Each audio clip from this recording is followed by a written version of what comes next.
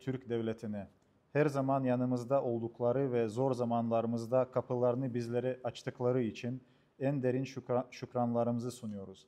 Bu dostluk ve kardeşlik Çeçen halkının hafızasında daima yaşayacaktır. Ayrıca etkinliğimize ve ev sahipliği yapan ve her daim bizlere destek olan Şamil Vakfı'na ve değerli yöneticilerine de teşekkürlerimizi iletiyoruz. Sağladıkları imkan ve gösterdikleri samimiyet bizler için büyük bir güç ve moral kaynağıdır.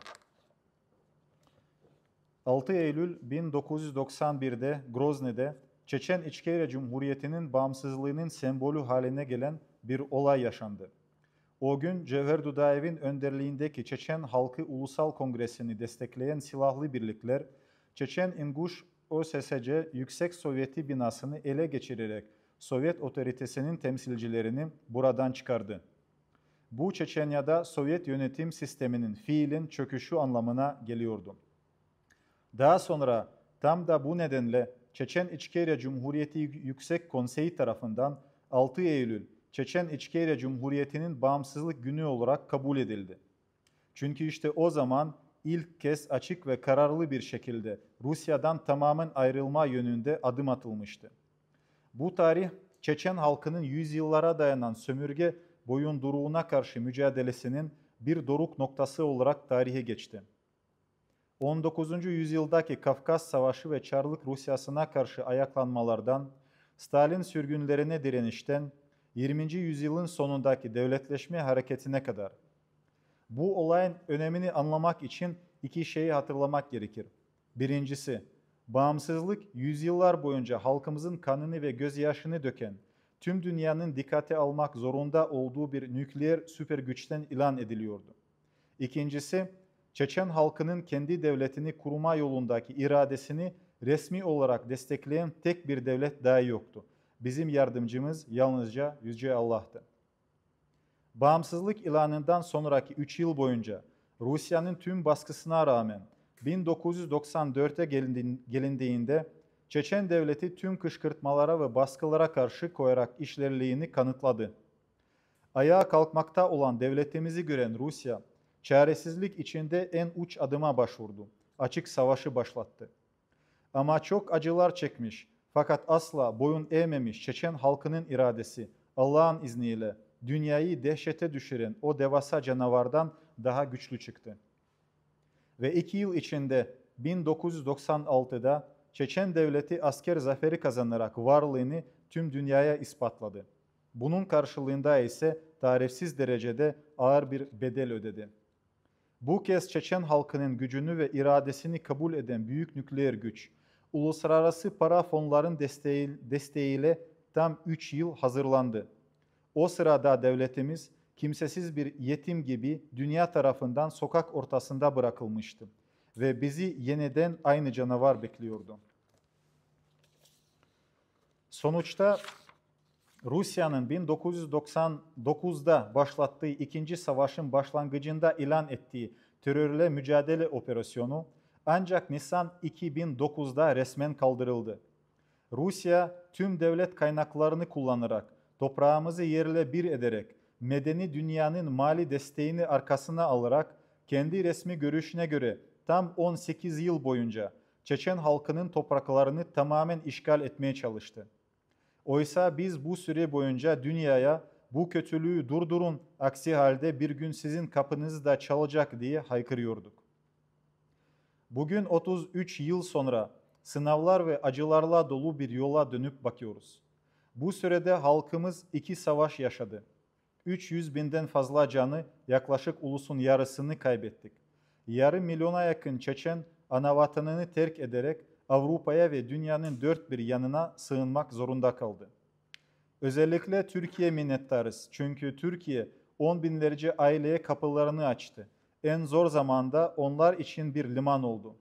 Burada halkımız barınak, destek ve ailelerini koruma imkanı buldu. Çeçen halkı, kardeş Türk milletinin uzattığı yardım elini daima hatırlayacak ve şükranla anacaktır. Biz yenilgilerin acısını, sürgünün ıstırabını ve daha nice zorlukları tattık. Ama tam da sürgünde gerçek dostlarımızı gördük. kimlerin sadece sıkıntımızdan faydalanmaya çalıştığını da öğrendik. Çünkü bizi koruyabilecek bir devletimiz yoktu. Ama denildiği gibi bir dayak yiyen, iki dayak yemeyenden daha değerlidir. Biz daha güçlü, daha bilge, daha olgun olduk ve dünyada gerçek dostlar kazandık.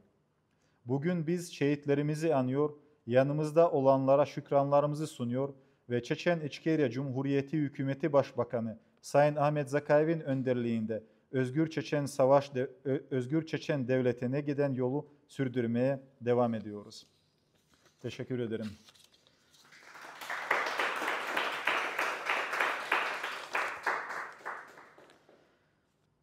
С именем Аллаха.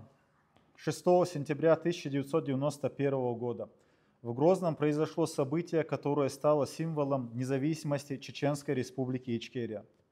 В этот день вооруженные формирования, поддерживавшие Национальный конгресс чеченского народа во главе с Джохаром Дудаевым, взяли под контроль здание Верховного Совета Чечено-Ингушской АСР и изгнали представителей советской власти. Это стало фактическим крушением советской системы управления в Чечении.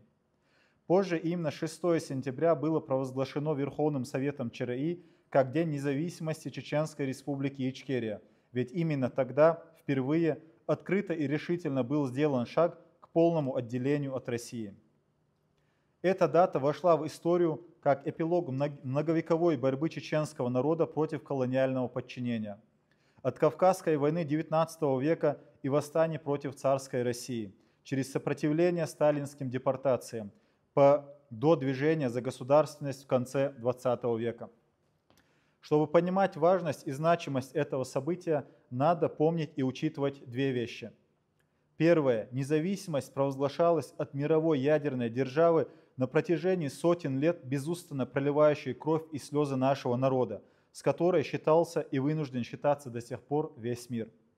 Второе. В поддержку воли чеченского народа на пути к своей государственности официально не было ни одного государства.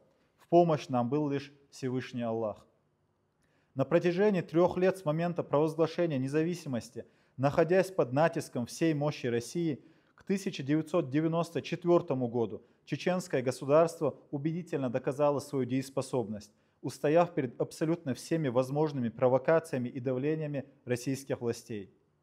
Видя встающее на ноги наше государство, от безвыходности Россия прибегла к крайним мерам, началу открытой войны.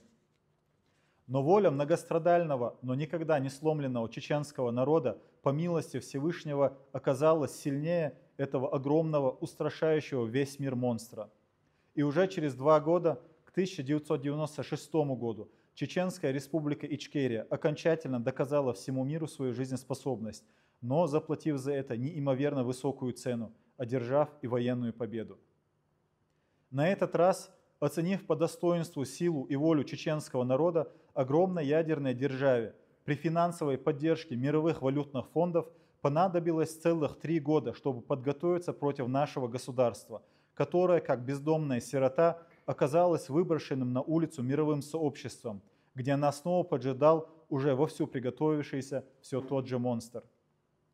В итоге так называемая контртеррористическая операция, объявленная Россией в 1999 году, в начале Второй войны, была официально отменена лишь в апреле 2009 года.